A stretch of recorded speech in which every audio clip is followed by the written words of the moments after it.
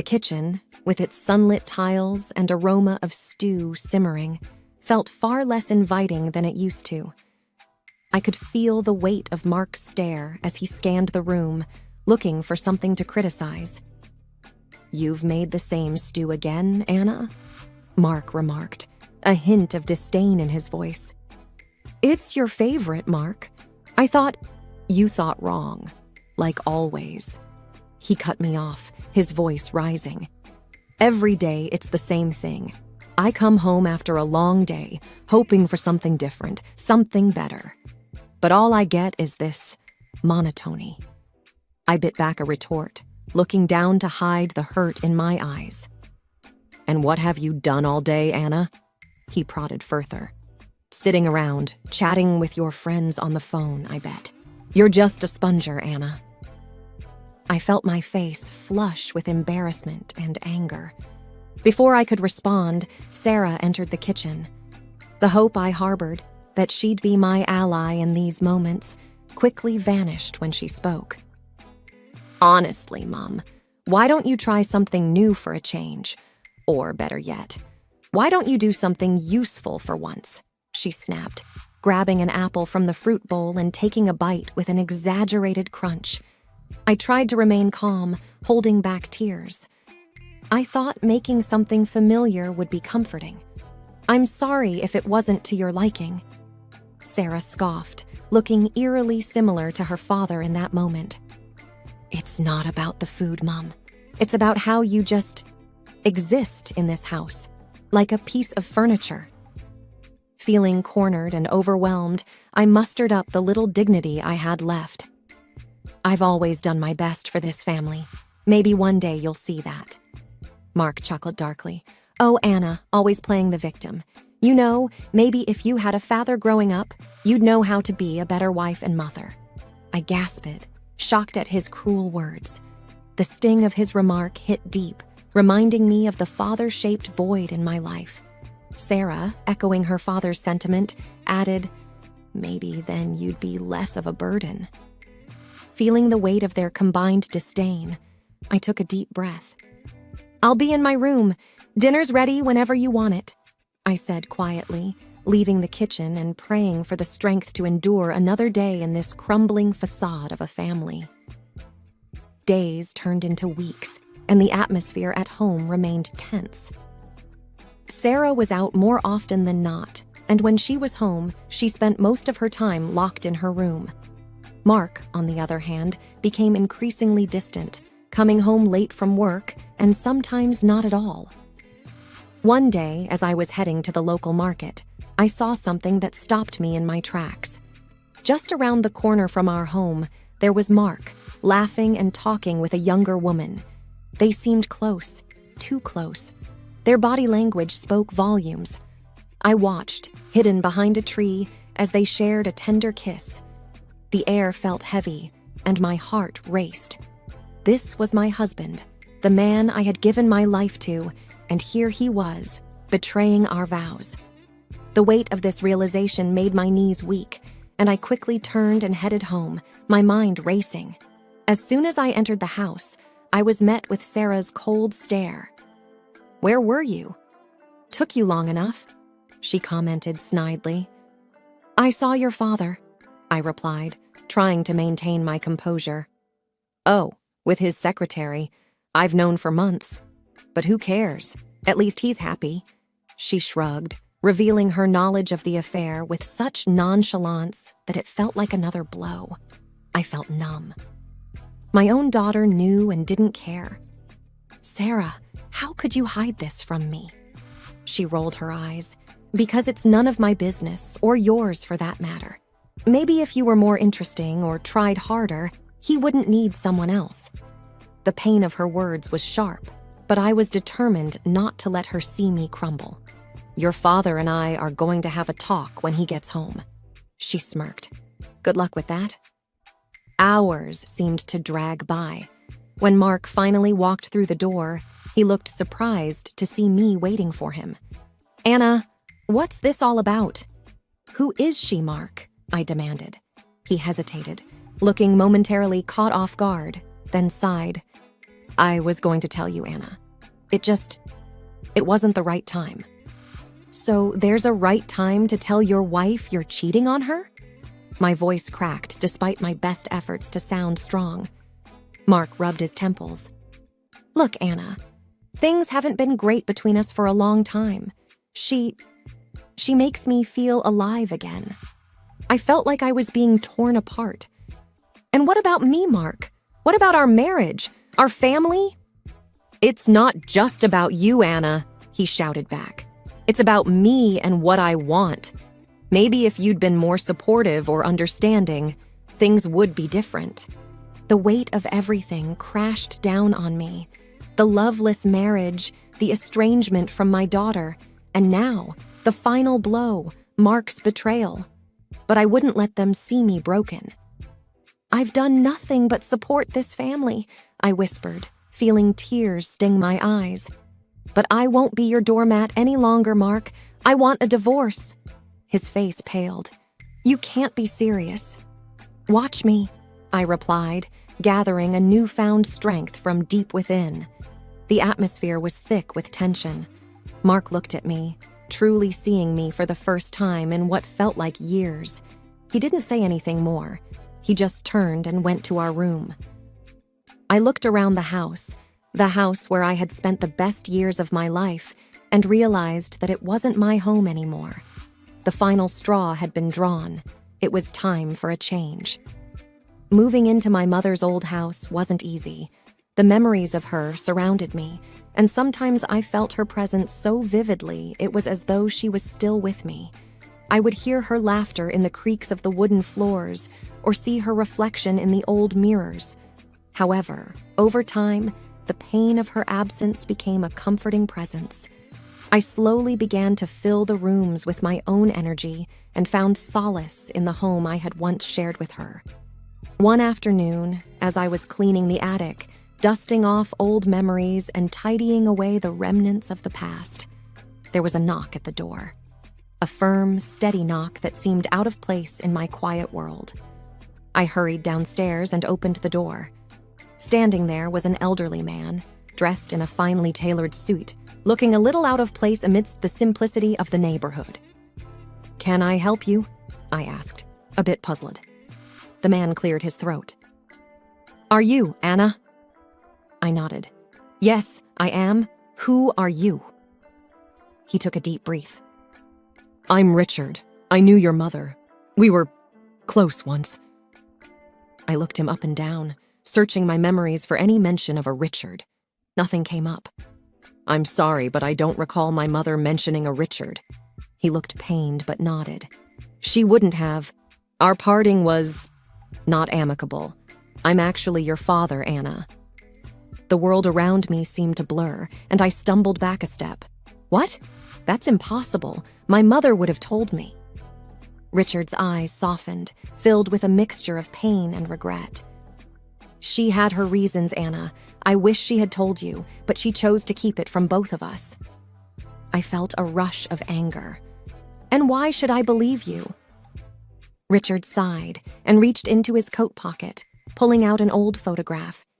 It was a picture of a young couple, very much in love. The woman was unmistakably my mother, and beside her was a younger Richard. They looked happy, their smiles genuine. "I kept this with me all these years," he whispered, handing it to me. The photograph felt heavy in my hands. "Why now? Why come here after all these years?" Richard looked down, a tear escaping his eye. "When I learned about your mother's passing, I started looking for you. I wanted to know my daughter." I leaned against the doorframe, feeling overwhelmed. "This is a lot to take in." He nodded. "I know, and I'm sorry for dropping this on you so suddenly.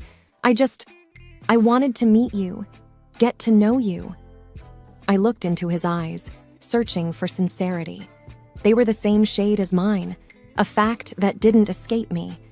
After what felt like hours, I nodded slowly. "Okay, come in."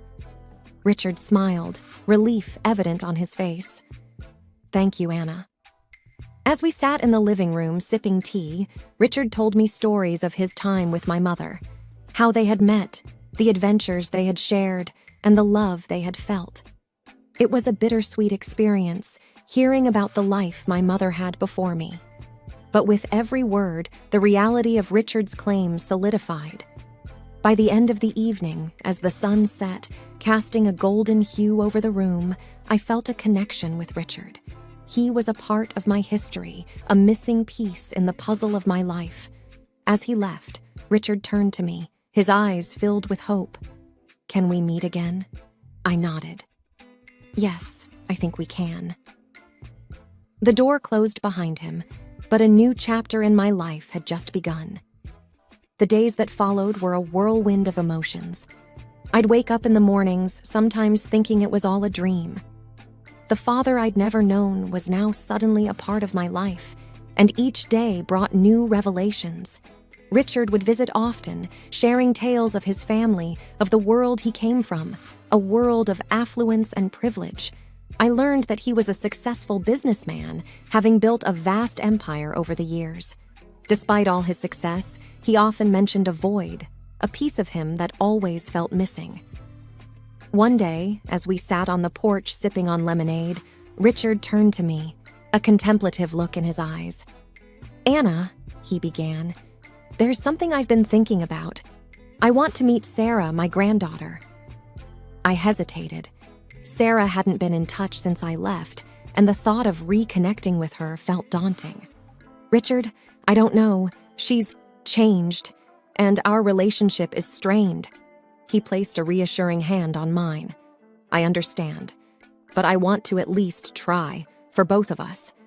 I took a deep breath. "Okay, but we should plan it out. It won't be easy."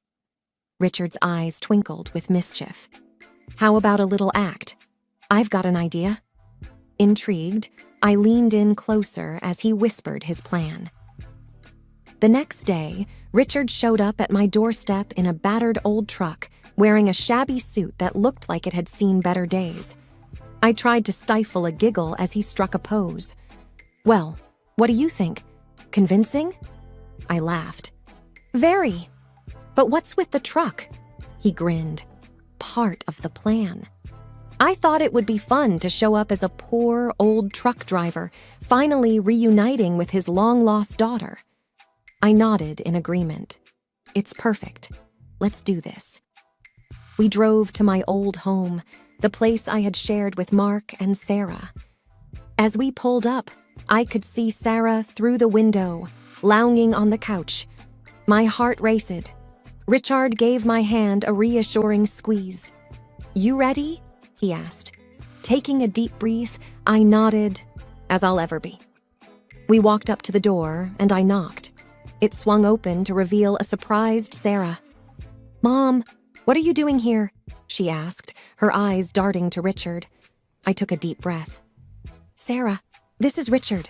He's my father, your grandfather." She looked him up and down, skepticism clear on her face. "Really? What's with the getup?" Richard chuckled. "Ah, young one. I wanted to see my family, and this old truck is all I've got." Sarah scoffed. "Typical. Well, if you were rich, maybe I'd consider calling you Grandpa." I felt a sting at her words, but Richard just smiled, playing along. "Oh, I wish I had more to offer, but all I have is love and some old stories." Mark then appeared, his gaze shifting between me and Richard. "What's this about?" he grumbled. Before I could reply, Richard stepped forward, extending a hand. "Hello, son-in-law. I'm Anna's father. Just thought I'd come by and see the family." Mark looked at the outstretched hand with disdain. "We don't need more freeloaders." I felt anger rising, but Richard gave me a calming look. "It's all right, Anna. We tried." Sarah, seeing an opportunity, smirked. "Yeah, Mom. Why don't you two go back to where you came from?" Tears welled up in my eyes. "All right, Sarah, we'll leave." As we walked away, Richard whispered, "Don't worry, it's all part of the plan." Weeks after moving into the mansion with Richard, the doors of the grand home swung open to Mark and Sarah, who seemingly showed up out of the blue. The transformation of the mansion's interior was astonishing. Lavish furnishings, pristine marble floors, and artwork that told stories of eras gone by. But the most significant change was in me. The once broken, downtrodden Anna had been replaced by a woman of grace and confidence. Sarah was the first to speak, her voice quivering with a mix of awe and desperation. "Mom, look at this place! Think of what you can do for me now, for my future!" Mark, ever the manipulator, tried a softer approach. "Anna," he said, placing a hand on my arm. I recoiled instantly. "For old times' sake and for Sarah, can't we just put everything behind us?" I looked into the eyes of the man I once loved, searching for a hint of sincerity. Instead, all I saw was greed. "Mark, your words might have swayed me once, but not anymore." Sarah, however, wasn't ready to give up. "All these years, you were just a burden, living off Dad. Now that you have this," she waved around, "you owe us, especially me." Mark chimed in, attempting to pacify the situation. "Sarah, let's not—" But she cut him off, her voice rising with every word. "No, Dad, she's been freeloading all her life. Now she needs to pay it back." My heart ached seeing the venom in my daughter's eyes, the daughter I raised with love and care. "Sarah, I always wanted the best for you, but this isn't the way." Richard, witnessing the entire scene, stepped forward, his presence commanding attention. "Anna is my daughter, and this is her home now. She owes nothing to anyone." Mark, sensing he was fighting a losing battle, tried to save face. "Anna, think about it. For Sarah's sake, we can start over." Sarah scoffed. "Start over? I just want what's owed to me." I took a deep breath. "This mansion, this wealth, it's not a ticket for redemption, Mark. And Sarah, it's not a bank for your entitlement. You both made choices, and now you'll have to live with them." Mark nodded, the weight of defeat evident in his posture. Sarah, on the other hand, was seething. "This isn't over, Mom," she hissed, storming out of the mansion with Mark trailing behind. And as the grand doors closed behind them, I realized that even amidst all this luxury, the most valuable thing I had gained was the strength to stand up for myself. The nights after Mark and Sarah's visit were restless ones. Despite the soft, plush bed and the quiet stillness of the mansion, my mind kept revisiting our confrontation. The hurtful words, the raw emotions, everything played on a loop. It was on one such night that Richard knocked gently on my door. "Anna," he began hesitantly, "there's something I've been meaning to share." I sat up, sensing the gravity of the conversation ahead. "Go on," I murmured, signaling for him to sit beside me. Richard took a deep breath. "When your mother told me about you, she didn't just reveal your existence. She told me about Mark and how he treated you." I looked at him, a little taken aback. "Why didn't you say something before?" He sighed. "I wanted to, but your mother made me promise not to intervene. She believed that you needed to find your own path, your own strength." A wave of memories flooded over me. All the times I had felt isolated and trapped in my marriage, wanting an escape. I whispered, "It was so hard, Dad." Richard placed a comforting hand over mine. "I know, Anna, and it hurt me every day to stay away, knowing what you were going through." The room grew silent for a few moments, filled only with the weight of our shared pain. It was Richard who broke the silence. "Your mother told me something else, too." I turned to look at him, curious. "What?" "About Sarah, how she was growing distant from you, taking after Mark." My eyes welled up at the mention of my daughter. She used to be my little girl, always clinging to me. I don't know when and how it all changed. Richard sighed deeply. "Anna, children sometimes get influenced by the environment they grow up in, but you tried your best. You can't blame yourself for how Sarah turned out." "But she's my daughter," I whispered, tears streaming down my face. "And she still is." Richard said firmly, wiping away my tears. But sometimes, Anna, we have to let our children make their own mistakes, learn their own lessons. The conversation with Richard was an eye-opener. It wasn't just about Sarah, but about me. For years, I'd believed that my self-worth was tied to my relationship with Mark and Sarah. That night, with Richard's words echoing in my ears, I realized that my journey, my story, was about finding my own self-worth. The sun was bright, casting a warm, golden hue over everything. I woke up feeling lighter, like a weight had been lifted. Today was special. I was reopening the community center in my town, turning it into a haven for people who needed guidance and support. Richard was already there when I arrived, overseeing the last-minute preparations. "Anna," he greeted, extending a hand. "You look radiant today." I smiled. "Thank you, Richard. Today feels right, doesn't it?" He nodded, looking around the bustling hall. A fresh start for many. "The community needs this," I replied. "A place of hope." As we cut the ribbon and welcomed the first batch of visitors, the sense of fulfillment was overwhelming. Youngsters seeking guidance, women looking for a fresh start after facing personal challenges, and even elderly folks seeking companionship. The community center was soon buzzing with activity. Richard, seeing my contented expression, whispered, "Proud of you, Anna." As days turned into weeks, the center became the heart of the community. Richard hosted personal development sessions, and I organized workshops, sharing my story, hoping it would inspire others to find their strength. One evening, as the sun set, casting the sky in hues of orange and pink, I stood at the balcony of the mansion, reflecting on the journey. The pain, the betrayals, the moments of despair, all leading to this moment of contentment. Richard joined me, his presence comforting as always. "You've come a long way, Anna," he said, looking into the horizon. "I have," I replied, "but I couldn't have done it without you." He smiled. "Here's to new beginnings." As we stood there, side by side, it was clear that the future was promising. The past was just that, the past. It was time for new memories, new experiences, and most importantly, new beginnings.